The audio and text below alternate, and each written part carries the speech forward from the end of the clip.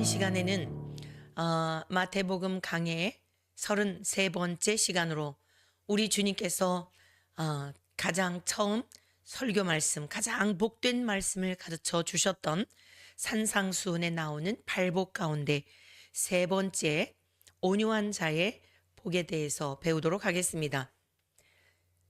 제가 서론적으로 산상수훈에 관한 말씀을 전할 때에 여러분들에게 말씀드린 기억이 나는데요. 주님이 말씀하신 이 산상수훈, 주님이 하신 말씀, 복음서 이런 내용들이 너무나 윤리적이고 도덕적인 교과서로 폄훼되어 왔습니다. 인본주의 사상, 자유주의 사상의 터 위에 하나님의 말씀을 왜곡하는 자들에 의하여서 여기서도 조금, 저기서도 조금 자기들이 원하는 말씀들만 취하여서 그것도 자기들의 개인적인 생각이나 사상이나 가치나 또 습관화되어진 또는 전통적으로 성경적인 전통성이 아니라 그러한 정통성이 아니라 우리가 대한민국이라고 하는 나라에서 태어난 그러한 하나님의 백성들로서 하나님의 말씀에 성령님을 통하여 이 해석을 하고 우리가 받아들이고 믿음으로 반응해야 하는데 그렇지 못한 경향들이 너무 많이 있었습니다. 그래서 오늘날 참된 진리가 훼손이 되고 하나님의 말씀이 이렇게 모욕을 당하고 짓밟힘을 당하며 결국에는 이동환과 같이 하나님의 말씀, 공의로우신 말씀은 전혀 배제하고 그 다음에 사랑만 이야기하며 죄에 대해서는 일체 언급도 없이 사람의 마음을 훔쳐 사람들을 더욱 미혹하는 소경된 인도자가 되어 결국 나도 못 들어가고 남도 못 들어가는 지경에 이르게 된 것입니다. 그들은 성소수자를 축복한 것이 뭐가 죄냐라고 하여 세상 사람들에게도 고개를 갸우뚱하게 하는 이런 악한 짓을 하고 있습니다. 성소수자를 축복한 것이 죄라고 하여서가 아니라 하나님의 말씀을 말씀대로 증거하지 않은 죄, 거룩하신 성삼위 하나님의 이름을 모욕한 죄, 하나님이 분명히 육신을 입고 성자 예수님을 이 땅에 보내시어 엄중하신 하나님의 말씀, 예수님이 말씀이 육신이 되신 예수님이 말씀하시기를 오직 너희 말은 옳은 것은 옳다, 아닌 것은 아니라 하라. 이에서 지나는 것은 악으로부터 난다고 말씀하셨는데 동성애는 분명히 하나님이 보시기에 역겨운 것으로 가증한 것으로 여기시는 것을 또한 하나님이 사람을 지으시되 남자와 여자로 창조하신 것을 아니 너희들은 태어날 때부터 그렇게 창조되었어. 하나님은 전능자이시기 때문에 태초에 모든 것을 창조하신 분이시기 때문에 이것도 아니고 저것도 아닌 간성, 그러니까 남성도 아니고 여성도 아닌 그러한 성도 만드신 거야 라고 하는 창세기 1장 1절에서부터 남성과 여성의 창조에서부터 1장 2장 하와가 태어날 때에 아담의 갈비뼈를 취하여 탄생하게 된 이 모든 말씀들을 부정하고 있는 것입니다. 그 어떤 이단보다도 지금까지 어떤 이단일지라도 그 정도까지는 아니었습니다. 이동환이를 비롯하여 그를 지지하고 있는 모든 목사들도 역시 그 안에 생명이 없기 때문에 진리의 성령님이 거주하시지 않기 때문에 그를 지지하고 옹호하며 감리교회 본부를 향하여 감리교회 전체를 아니 대한민국 6만여 교회를 향하여 마치 자기들이 대단한 새로운 진리나 발견한 것처럼 대적하고 있는 것입니다. 이 산상수훈에 대해서도 굉장히 많이 왜곡되어져 있어 여러분들이 이 말씀을 배움에 있어서 기억하셔야 할 것은 이것은 사람의 힘으로 할 수 있는 그러한 일들이 아니다. 심령이 가난한 것도 인간의 힘으로 가난한 마음 가져야지 겸손해야지 이렇게 해서 되는 게 아닙니다. 하나님의 은혜로 성자 예수님을 보내주신 것처럼 우리가 왜 예수님이 나의 죄 때문에 죽었는가에 대한 나의 죄에 대한 직면하는 것도 하나님의 은혜로 되는 것입니다. 여러분이 이것을 분명히 붙들고 말씀을 따라와야 합니다. 아, 내가 교회에서 찬송을 부를 때에 저 눈물이 많이 났거든요. 아, 말씀을 들을 때 눈물이 났어요. 돌아가신 부모님 앞에 잘못한 것에 대한 반성이 생기고 회개가 생기면서 얼마나 눈물이 났는지요. 5월달 어버이 주일 찬송을 하면서 너무너무 눈물이 났어요. 여러분, 그러한 것은 회개가 아닙니다. 철저하게 회개란 하나님과 나와의 관계성 속에서 이토록 참담한 인생이었구나. 나는 그래도 꽤 괜찮은 줄 알았는데 전혀 소망이 없는 인생이구나. 내가 살아오면서 사람들에게 착하다, 좋은 사람이야, 당신은 법이 없어도 살 수 있는 사람이야 라는 이야기를 들으며 살아왔는데 큰일 날 뻔 알았다. 오호라, 화로다. 이사야 선지자가 성전에서 하나님의 임재하심 속에 자기를 발견할 때에 오라, 나는 망하게 되었도다. 내 입술, 부정한 입술에 대한 것, 마음에 품은 생각들이 얼마나 악하였는지 이전에는 알지 못하였던 영혼의 실상을 보게 하시며 하나님 앞에 처절하게 자신을 쳐서 완전히 항복하였을 때에 하나님께서 천사를 통하여 화저로 그의 입술에 대며 너의 죄가 사하여졌다라고, 그리고 새로운 소명으로 누가 나를 위하여 갈고 하였을 때 주님, 제가 여기 있습니다. 죽었다가 다시 살아난 자인데 이미 저는 죽었던 인생인데 하나님이 살려주셨으니 쓰시고 싶은 대로 쓰십시오. 이스라엘 백성들을 향하여 눈이 멀고 귀가 있으나 듣지 못하고 눈이 있으나 보지 못하여 제가 하나님의 말씀을 증거할 때에 저들이 나를 죽이려 한다 할지라도 이미 저는 과거에 죽었던 자인데 무슨 죽음이 두렵겠습니까? 저를 보내주십시오. 여러분, 이것이 가난한 자, 심령이 가난한 자, 그들이 바로 천국을 소유한 자이고 천국에 들어가 살 자라고 하는 말씀입니다. 그래서 이 복음서, 주님께서 말씀하시는 것은 도덕교과서가 아니다, 윤리교과서가 아니다, 도덕적인 윤리적인 이 땅에 살면서 그 규범의 틀 안에 가두어서 또 다른 멍해를 주고 있는, 무엇을 행함으로 천국에 간다라고 하는 율법을 통하여, 행위를 통하여 구원 얻을 것처럼 미혹하는 이러한 것에 속지 마시기를 바랍니다. 그래서 심령이 가난하다는 것, 애통한 것, 오늘 배우게 될 것은 온유한 자에 관한 복인데 각각이 아니라 심령이 가난한 자, 하나님의 은혜를 입어 내 영혼의 실상을 보게 되고 철저하게 회개한 자는 천국을 이미 소유하였고 이 땅에서도 하나님이 통치하시는 나의 주인이 되어 그 나라를 살게 되는 것이며,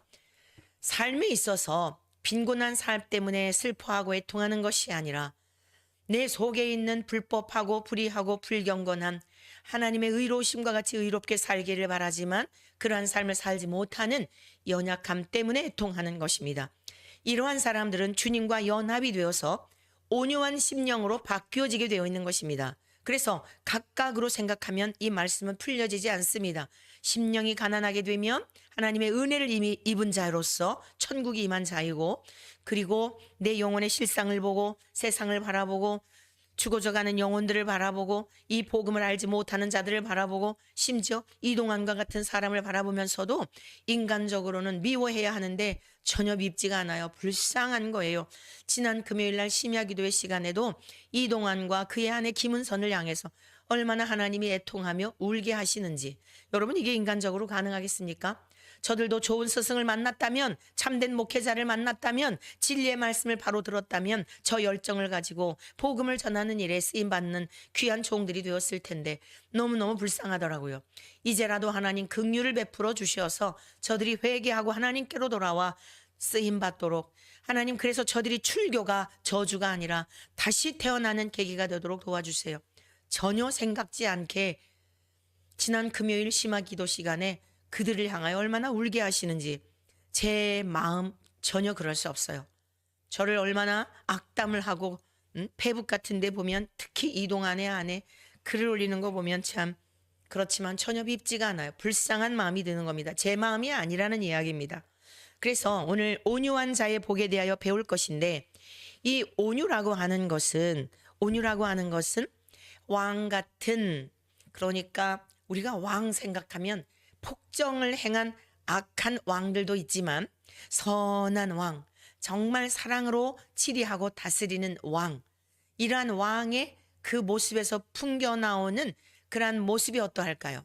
표정은 어떠할까요?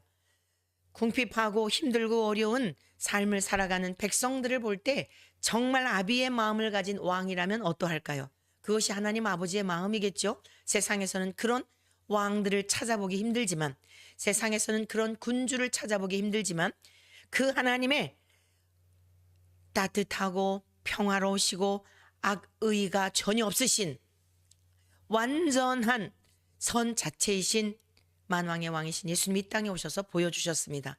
그래서 이 온유라고 하는 이 뜻은 왕 같은 온화한, 온순한, 유순함, 이러한 뜻입니다. 저희 아버지 장로님께서 저에게 온순이라고 이름을 지어주셨는데, 이 성경에 온순이라고 하는 단어가 여러 곳에 나오거든요. 잠언에도 나오고 이사야서에도 나오고 그러는데, 저희 부친께서 저에게 이러한 성품을 가지라고 아마 이렇게 지어주신 것 같아요. 얼마나 감사한지 모르겠습니다. 자, 그런데 이 온유라고 하는 이 단어는요, 어디에서 그 유래가 되었냐면은 풀이 죽은 환경에서, 자, 풀이 죽은 환경에서 가난한, 거룩한, 이러한, 그래서 겸손한, 비천함의 그런 여성형이에요.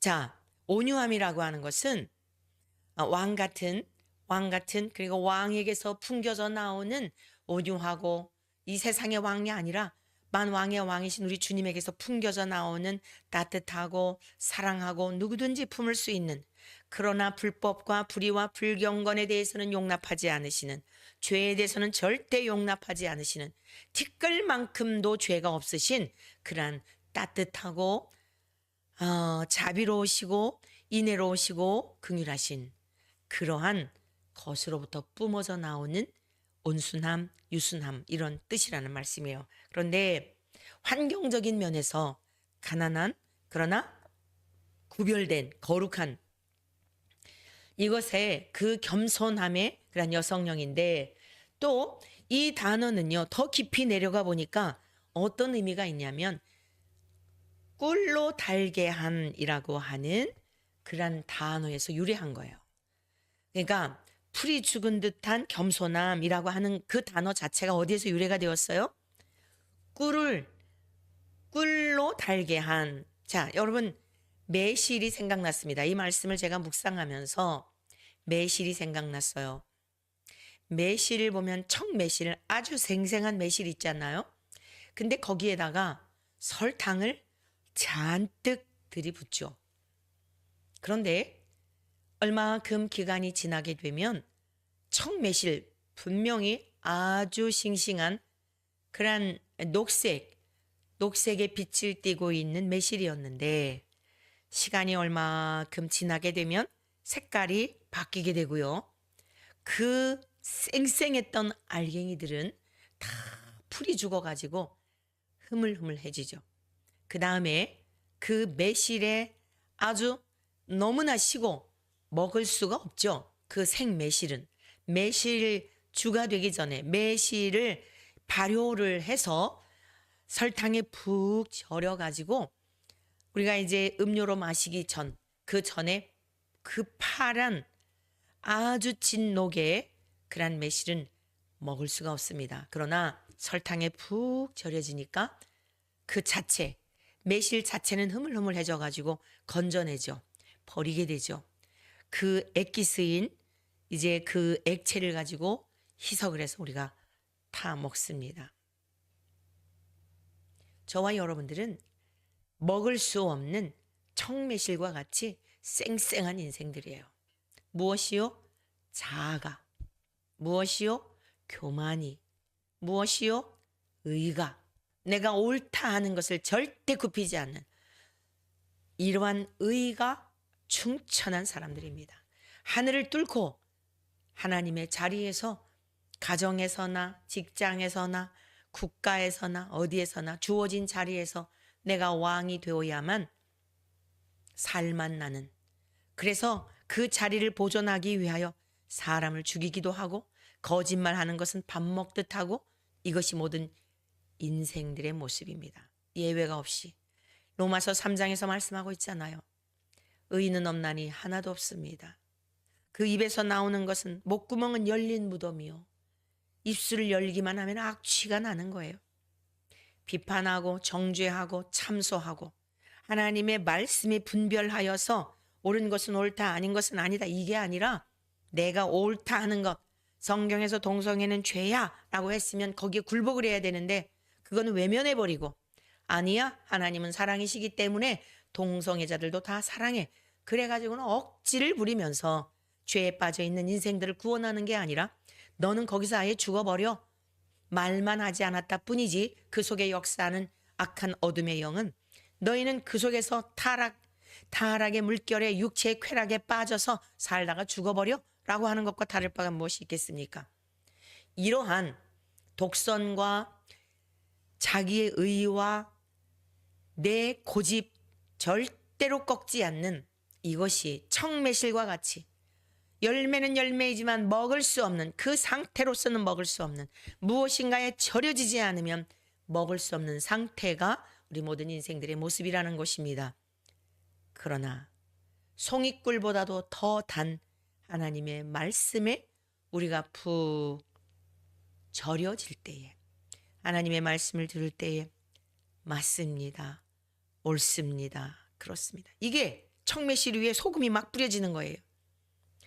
꿀송이와 같은 하나님의 그 달고 생명력 있는 말씀 들을 때 콕콕 찔리지만, 내가 지금까지 동성애는 죄가 아닙니다, 여러분은 그렇게 태어났습니다 라고 하는 것이 내가 보는 성경, 내가 보았던, 내가 배웠던 사꾼들에게, 거짓 지도자들에게 배웠던 말씀일지라도 성경을 보니까 잘못되었네, 아, 동성애는 하나님이 보시기에 가증스러운 것이라고 하였네. 그런데 어떻습니까? 매스컴을 탔죠, 유명해졌죠, 후원금이 들어오죠, 이전의 생활보다 훨씬 인기 연예인 못지 아니한 영광을 누리고 있죠. 그리고서는 재판정에서는 완전히 무슨 다 죽은 사람처럼 꿀먹은 벙어리가 되죠. 그런데 하나님의 말씀은 어때요? 잘못 가르쳤다, 잘못 가고 있다 라고 하는 성령님이 찌르실 때에 누군가를 통해, 주의 종을 통해서 진리의 말씀을 간직한 자들에 의해서 그 말씀을 들을 때 맞는 것 같은데, 그런 것 같은데, 맞아, 하나님이 남자와 여자로 창조하셨지, 그 외에 창조될 일이 없지, 내가 지금 존재하는 게 남성과 여성을 창조한 증거 아니야? 다양한 방법으로 하나님이 왜 말씀 안 하시겠습니까? 그때에 아멘입니다, 맞습니다, 옳습니다 라고 하는 거예요. 근데 어떤 문제가 있어요? 이미 매스컴에서 많은 동성애자들에게 존경을 받고 높임을 받고 어디를 가든지 인터뷰를 하고 돈이 들어오고, 이걸 버려야 되는 거예요. 이걸 포기해야 되는 거예요. 아깝잖아요. 그러니까 포기를 못하는 겁니다. 그래서 사망의 길을 가는 것이에요. 오늘 이 온유라는 뜻이 무슨 뜻이라고요? 꿀에 푹 젖어서 어떤 타 매체가 내 안에 나를 완전히 감싸버린 거예요. 그때 새로운 존재로 태어나는 거예요. 그래서 이 온유라고 하는 건 절대로 사람들이 아우 착해, 어쩜 이렇게 성품이 온유해요, 여기 속지 마시기를 바랍니다. 온유한 사람 없어요. 인간은 본질적으로 온유할 수가 없습니다. 오히려 어쩌면 마음에 하고 싶은 말이 많이 있는데 자신감이 없어서, 잠언 말씀에 그랬잖아요. 말이 없으면 지혜로운 자로 여긴다고. 자신감이 없고 열등감이 있고 피해의식이 있어서 가만히 있는 것을 남들은 읽어내지 못하기 때문에 착하다고 말하지만 나중에 어때요? 억압하고 억압되어 있고 눌려 있고 하고 싶은 말이 많았는데 어떤 환경 때문에 하지 못했던 사람들 폭발해가지고 나중에 살인을 저지르고, 이런 일 많이 보았잖아요. 오늘 여러분 이 시간 이 말씀을 들으면서, 엄중하신 하나님의 말씀을 들으면서 사람들이 여러분들 아우 정말 너무 온유해요, 어쩜 이렇게 성품이 좋으세요, 정말 대단하세요, 착각으로부터 벗어나시기를 축복합니다. 아닙니다. 정말 저는 제가 봐도 형편없는 사람입니다. 하나님 앞에나 사람 앞에나 그런 척이 아니라 진심으로 고백할 수 있는 영적인 눈을 하나님께서 열어주시기를 축복합니다. 위선 떠는 것, 가식적인 것, 포장하고 있는 것, 하나님은 구역질 나십니다. 동성애만이 죄가 아니라 여러분 우리 안에 다 똑같아요. 심령이 가난하지 못하여 여러분 교만한 상태에 있으면 동성애자들도 천국 못 가는 거나 우리들도 다 마찬가지예요. 우리가 자꾸만 요즘 핫 이슈가 되어서 그러는 것이지, 오늘 이 말씀을 들을 때에 그들은 이제 주님께 맡겨두고 저와 여러분들이 더 씨름해야 될 게 뭐냐, 하나님 앞에 나는 정말 어떤 모습인가, 내가 진짜 심령이 가난하여 하나님 앞에 철저하게 회개함으로 천국을 소유하였는가, 애통하는 죄에 대하여 날마다 애통하는 것이, 나는 왜 이렇게 박복한 거야, 나는 왜 이렇게 물질이 맨날 어려운 거야, 한탄하면서 우는 눈물이 아니라, 주님 지금까지도 넉넉한 은혜로 살펴주셨는데 아직도 그 은혜를 은혜로 여기지 못하고 세상에 열망하는 것, 야망하는 것, 그걸 포기하지 못하고 주님 살아가는 이 인생을 불쌍히 여겨 주옵소서. 영혼의 실상을 바라보며 육체의 정욕과 안목의 정욕과 이생의 자랑에 사슬에 매어 끌려다니는 이 연약함을 보며 애통할 줄 아는 그런 저와 여러분들이 되시기를 축복합니다. 그리하게 될 때에 말씀에 푹 절개되고 하나님의 말씀을 더욱 사모하게 되고 하나님의 말씀에 목말라하고, 그래서 그 다음의 말씀이 뭐지요? 의에 줄이고 목마른 자는 복이 있나니, 이게 다 연결되는 거예요. 거룩하신 주님을 닮고 싶은 거예요. 배고픈 것 때문에 창고에 음식이 없어서 슬픈 게 아니라, 나는 왜 이렇게 은혜를 받았으면서도 거룩하지 못하지? 나는 왜 이런 삶을 살고 있는 거야? 언제나 주님을 닮을 수 있을까? 이러한 거룩한 열망이 생기는 것입니다. 의에 대한 것은 내일 배우도록 하겠고요. 자, 그래서 인간적으로는 절대 우리의 힘으로는 누구도, 어느 누구도 온유한 성품을 소유할 수 없다. 바꿀 수 없다. 그러나 온유하시고 겸손하신 우리 주 예수 그리스도를 통하여 우리 주님과 연합되어 있을 때에 우리가 온유한 성품을 주님이 우리에게 전가해 주셔서 그 성품의 열매를 맺을 수 있는 것이에요. 근거가 무엇인가? 마태복음 11장 28절에서 30절의 말씀입니다. 마태복음 11장 28절에서 30절의 말씀. 수고하고 무거운 짐진 자들아 다 내게로 오라. 내가 너희를 쉬게 하리라. 나는 마음이 온유하고 겸손하니 나의 멍에를 메고 내게 배우라. 그리하면 너의 마음이 쉼을 얻으리니 이는 내 멍에는 쉽고 내 짐은 가벼움이라 하시니라. 어제 줌 회의하면서 우리 한철희 목사님 아드님이 서울대 역사학과에 합격했다고 기쁜 소식을 전해주더라고요. 다 부모의 마음이니까 우리 목사님들 다 한결같이 어제 줌에 7분이 들어오셨는데 모두 다 함께 기뻐하셨어요. 남의 자녀이지만 잘 되는 일을 보면 그리스도 안에서 우리가 함께 내 자식의 기쁨인 것처럼 그동안 수고한 것에 결실을 맺으니까 기쁘잖아요. 특별히 그 한 목사님이 저에게 그 전에 그런 이야기를, 이제 자녀들에 대한 이야기를 하면서 그런 얘기를 하더라고요. 너무나 이렇게 거짓된 진리가 판을 치고 있는 그런 세상이어서 딸이 하나가 있고 딸은 지금 한동대 장녀, 딸은 한동대 다니고 있는데 이 아들내미는 이 너무 진리가 왜곡된 이 시대 속에 주의 종이 되기를 바라는데, 그냥 바로 신학교 가는 것보다 이 기독교의 역사, 또 인류의 역사가 어떻게 여기까지 이렇게 왔는지, 그리고 역사를 알아야 미래를 준비할 수 있기 때문에 역사를 공부하고 신학을 했으면 좋겠습니다. 기도해 주세요. 라고 이제 그래 대화를 나눴던 그런 시간이 생각이 나더라고요. 얼마나 감사한지, 합격했다라고 하는 그런 소식을 들으니까 얼마나 감사한지. 자, 여러분, 왜 좋은 대학을 가려고 하죠? 좋은 학교를 가려는 이유가 무엇이죠? 그곳에 가면 유수한, 아주 유능한, 세계적으로 유명한 석학들이 있는 곳이기 때문에, 대한민국만이 아니라 해외 도처에 있는 대학, 명문대학에 가려는 이유가 뭐냐면 좋은 스승을 만나기 위해서예요. 좋은 스승에게서 배우려고 하기 때문에 가는 거예요. 힘들여서 가는 이유가 뭐냐? 학교 건물 때문에 가는 게 아닙니다. 여러분, 그 학교에 가는 이유는 학교 자체는 별 볼 일이 없는데, 그러니까 뭐 이제 별 볼 일이 없다. 이 뜻은 무슨 뜻이에요? 그렇게 뭐 알려진 학교는 아닌데, 어느 과가 굉장히 경쟁률이 높은 그런 과가 있잖아요. 좋은 스승이 그 학교에서 좋은 전통으로 유능한 귀한 인재들을 많이 배출하여 입에 소문에 소문을 나서 그 교수님에게 배우려고 가는 거예요. 건물이 초라해도 유명한 대학이 아니어도 그 곳에 좋은 가르치는 자가 있을 때 그곳에 가고 싶어 하는 겁니다. 우리 주님께서 이 땅에 오셔서 많은 말씀을 전해 주셨죠. 그런데 너희는 나의 멍에를 메고 내게 배우라. 주님께서 내게 배우라. 라고 말씀하신 부분은 이 부분에 명확하게 이 부분을 통해 말씀하고 있어요. 내게로 와서 배우라는 거예요. 우리 주님에게서 배우라는 겁니다.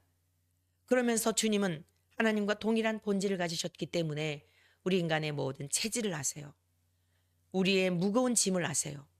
무슨 무거운 짐이죠? 죄악의 무거운 짐, 인생의 무거운 짐, 자녀의 무거운 짐, 경제적인 짐, 총체적인 걸 다 알고 계세요. 그러나 그 모든 짐들 가운데서도 가장 무거운 짐이 뭘까요? 우리를 짓누르고 있는 짐이 뭘까요? 죄악의 짐입니다. 이 죄 때문에 죽음이 왔으며 이 죄 때문에 죽음의 심판을 받고 지옥 불못에 들어가게 되었잖아요. 그래서 주님께서는 이 땅에 오신 목적이 뭐예요? 죄악의 무거운 짐을 벗어버리고 우리 주님과 함께 연합이 되어 우리 주님이 예비하신 그 나라에 이르러서 부활과 영생을 얻게 하려고 우리를 초청하신 거 아니겠습니까? 우리를 찾아오신 것 아니겠습니까? 하나님께서 맡기신 영혼들을 찾아내기까지, 깨닫게 하시기까지 다양한 방법으로 자연을 통해, 말씀을 통해, 양심을 통해 기록된 말씀이 선포될 때에 다양한 방법으로 말씀하고 계십니다. 그럼에도 불구하고 주님에게서 배우기를 싫어하는 까닭에 여전히 사망의 길로 가고 있는 인생들이 수다하지 않습니까? 자, 주님께서 말씀하신 나는 마음이 온유하고 겸손하니 주님만이 온유하고 겸손하신 분이에요. 말씀을 배울 때 여러분 오늘 이 시간 분명히 정리하시길 바라요. 이 세상에는 온유하고 겸손한 자 없다. 오직 예수님만이 온유하고 겸손하신 분이다. 그런데 우리 주님과 함께 연합이 되면 나도 그 열매를 맺을 수 있다. 그래서 내가 온유하다, 겸손하다, 뭐 사람들이 칭찬해 줘도 그것은 내 거 아니다.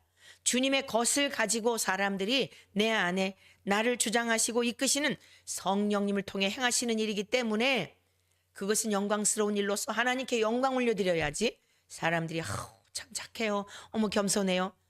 이것을 마치 자기가 그런 것처럼 딸꾹딸꾹 갈취하는 자가 없기를 바랍니다.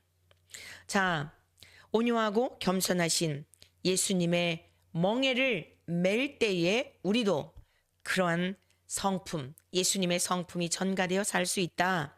열매를 맺을 수 있다. 라고 말씀드렸는데 그러면 여기서 멍에라고 하는 이 쥐고스라고 하는 이 헬라어의 뜻은 무슨 뜻이냐면 결합하다라고 하는 그런 단어에서 유래된 거예요.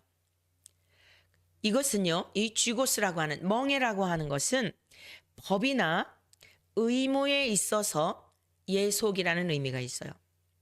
법이나 의무에 있어서 예속되어져 있는 거예요. 이 범주를 벗어나면 안 되는 거죠. 마땅히 대한민국 국민으로서 우리가 대한민국에 살면서 당연히 해야 할 의무들이 있어요. 납세 의무가 있죠. 국방의 의무가 있죠. 이런 의무들이 있지 않습니까? 결합되어져 있는 거예요. 진짜 우리가 예수님을 믿는다는 게 뭐예요? 예수님과 결합되었다는 뜻이에요.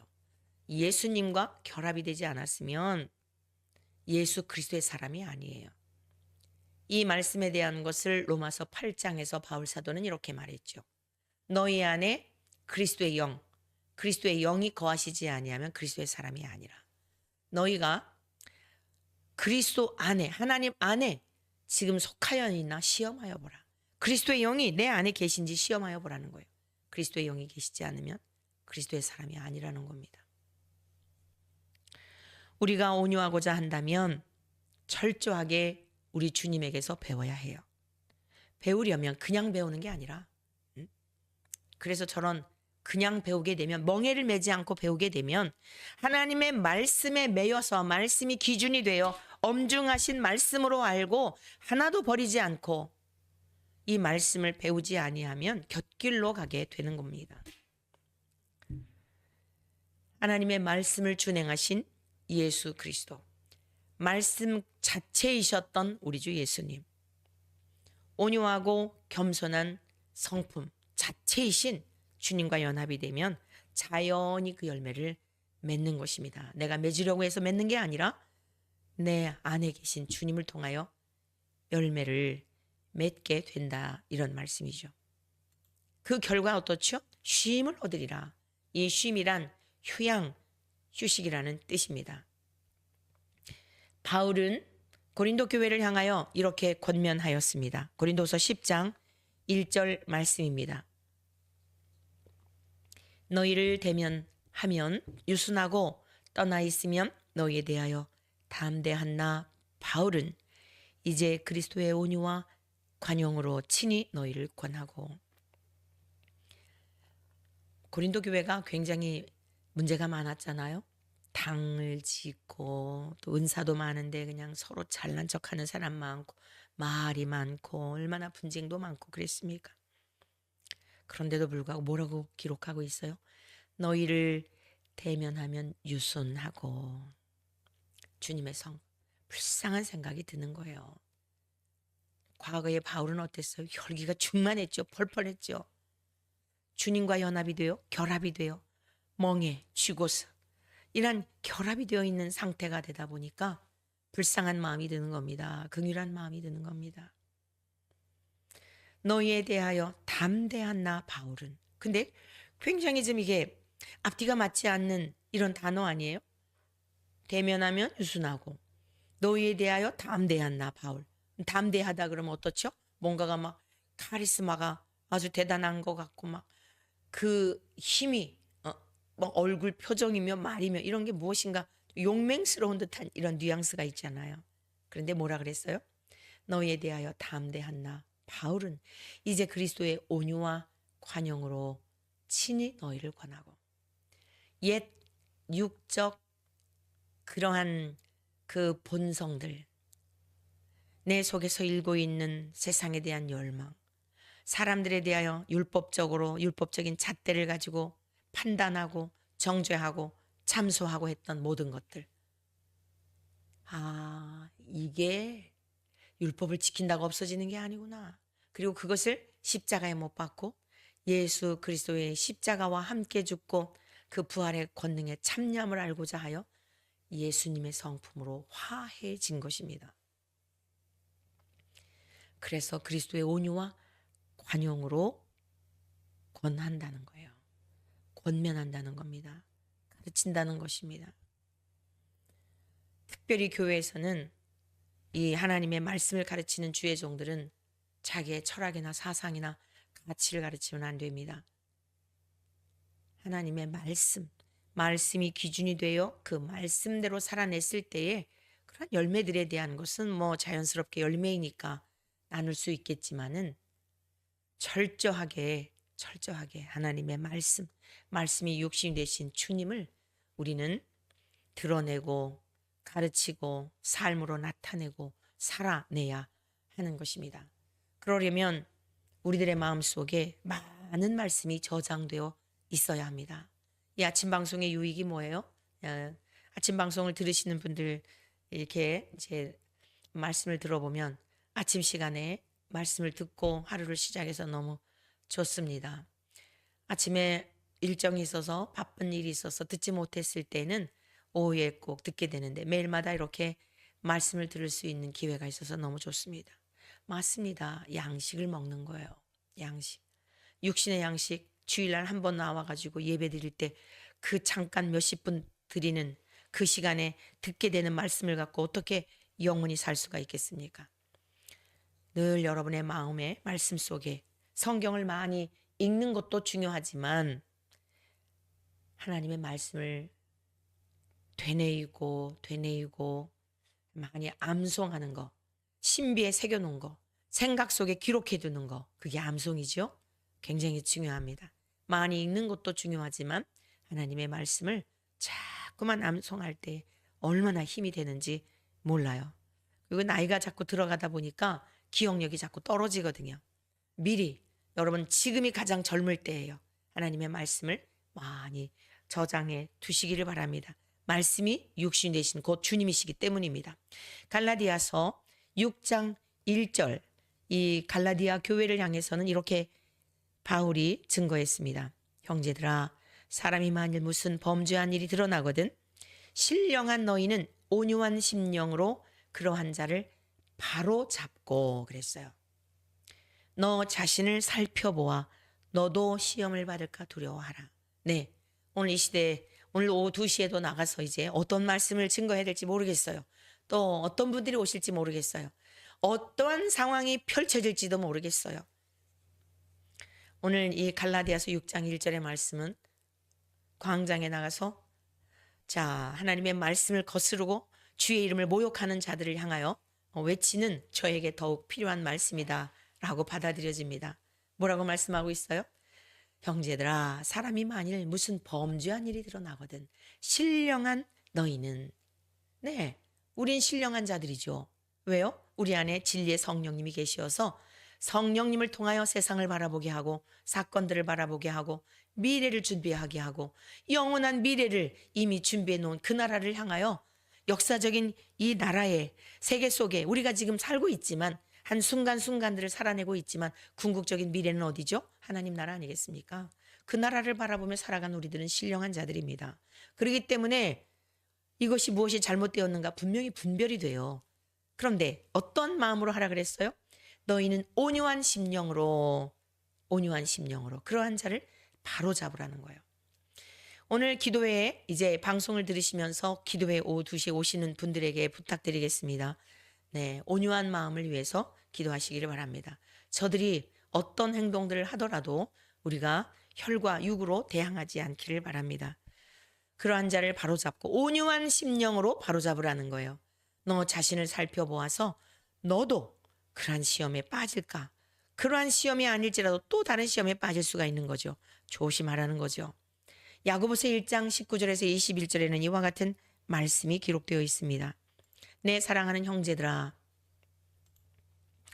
너희가 알지니 사람마다 듣기는 속히 하고 말하기는 더디하며 성내기도 더디하라. 사람이 더 성내는 것이 하나님의 의를 이루지 못함이라. 여러분, 관계성 속에서 마음이 정말 힘들 때가 있어요. 자기의 분을 다스리지 못하는 사람, 발끈발끈 성내는 사람들하고 같이 있는 시간은 너무 불안해요. 목회자들의 모임이든지 가족 간의 모임이든지 언젠가 모르게 폭발할 것 같은 긴장감이 있는 그곳. 여러분, 그게 지옥 아니겠습니까? 이제 우리 그리스도인들은 이 산상수훈의 세 번째 복, 주님이 말씀하신 온유한 자에게 주신 이 복의 말씀을 들으면서 여러분 자신을 볼 수 있기를 바랍니다. 발끈발끈하는 성내는 거 하나님의 의를 이루지 못합니다. 내용이 아무리 좋아도 여러분 그 안에 담고 있는 성내는 것 속에 담고 있는 내용이 아무리 좋아도 하나님의 의를 이루지 못한다는 거예요. 분명히 말씀하고 있잖아요. 사람이 성내는 것은 하나님의 의를 이루지 못하는 것이라는 거예요. 그러므로 모든 더러운 것과 넘치는 악을 내어버리고 너희 영혼을 능히 구원할 바 마음에 심어진 말씀을 온유함으로 받으라. 아멘입니다. 그렇습니다. 맞습니다. 어느 말씀 하나라도 버릴 것이 없는 진리입니다. 이런 마음으로 말씀을 받아야 한다는 것입니다. 너희는 말씀을 행하는 자가 되고 듣기만 하여 자신을 속이는 자가 되지 말라. 네, 맞습니다. 아멘입니다. 옳습니다. 이래놓고 또 돌아가서 행동은 똑같이 한다? 하나님을 속이는 일이고 자기 자신도 속이는 일이라는 거예요. 정말 김 빠지게 하는 사람들이 누구냐? 대답은 잘하는데 예 하는데 전혀 삶의 태도가 바뀌지 않는 사람들을 보면 그다음부터 신뢰하지 않습니다. 하나님은 안 그러시겠습니까? 자, 또한 디모데후서 2장 24절 25절 가르치는 자들을 향해서는 이와 같이 권면하였습니다. 주의 종은 마땅히 다투지 아니하고 모든 사람에 대하여 온유하며 가르치기를 잘하며 참으며 거역하는 자를 온유함으로 훈계할지니 혹 하나님이 그들에게 회개함을 주사 진리를 알게 하실까 하며 그들로 깨어 마귀의 올무에서 벗어나 하나님께 사로잡힌 바 되어 그 뜻을 따르게 하실까 함이라. 네, 처음부터 끝까지 우리가 하나님 앞에 부름을 받았다면, 심령이 가난하다면 온유한 심령, 주님의 성품이 전가가 되어서 범사에 이러한 삶의 열매를 맺는다는 것입니다. 가정에서도 마찬가지입니다. 가정에서도 아이들이 상처받는 게 뭐죠? 교회 가서는 아주 그럴싸하게 아주 천사처럼 그러는데 집에만 오면 악을 그냥 포악을 떨고 이러니까 아이들이 이중적인 부모들의 모습에서 탈선을 하고 시험에 빠지고 그러는 것 아니겠습니까? 오늘 온유한 심령을 성령님께서 우리에게 부어주시기를 간절히 소망합니다. 이러한 온유한 자에게 어떤 복을 약속하셨죠? 온유한 자는 복이 있나니. 마태복음 5장 5절 말씀, 온유한 자는 복이 있나니 그들이 땅을 기업으로 받을 것이며. 네, 이미 심령이 가난했다면 천국을 소유한 거예요. 영원한 땅을 소유했잖아요. 무한한 땅, 무궁한 땅을 소유했잖아요. 천국을 소유했으니까. 자, 깨끗한 심령이 되는 거예요. 날마다의 통함으로. 그리고 예수님의 성품을 담는 거예요. 그럼 이 땅에서 여러분 막 투기해가지고 부자가 된다는 말씀일까요? 물론 그런 하나님께서 필요하시면 땅을 주시기도 할 거예요. 그런데 더 중요한 건 뭐예요? 사람들의 마음에 신뢰를 얻는 거예요. 사람들의 마음을 얻는 겁니다. 믿을만 하구나, 진실하구나. 저 사람은 앞과 뒤가 같구나. 저 사람은 진짜 예수쟁이구나. 저 사람은 진짜 목사이구나. 그래서 사람들의 마음을 얻게 되니까 여러분 어때요? 생각지 못했던 많은 것들이 내가 구하지 않았는데도 정말 그게 땅일 수도 있고 재물을 맡길 수도 있고 진실한 사람을 찾았는데 찾지 못했습니다. 당신 이것을 좀 관리해 주십시오. 라고 할 수도 있는 거예요. 이 땅에서도 범사에 얼마나 놀라운 일들을 하나님께서 열매로 주실는지는 예측할 수가 없는 것입니다.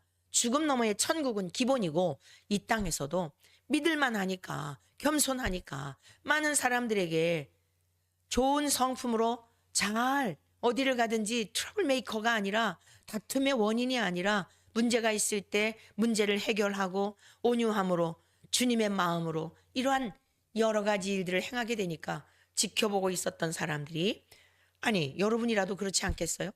재산이 많은데 이젠 내가 세상을 등지고 주님이 오실 때가 돼요. 아니 주님이 오라 하셔 가야 되는데 맡길 자가 없는 거예요. 자식도 없고 누구를 찾겠습니까? 진실한 자를 찾지 않겠습니까? 눈여겨보지 않겠습니까? 내 땅을 맡기려고 내 집을 맡기려고 이런 원리인 것입니다. 오늘 주님의 말씀 신비에 새겨서 우리 주 예수 그리스도의 온유하신 성품을 닮아 너무나 사납고 거칠고 악으로 가득 찬 이 세상에서 빛으로 소금으로 살아내는 능력을 하나님께서 우리 모두에게 성령 안에서 부어주시기를 축복합니다.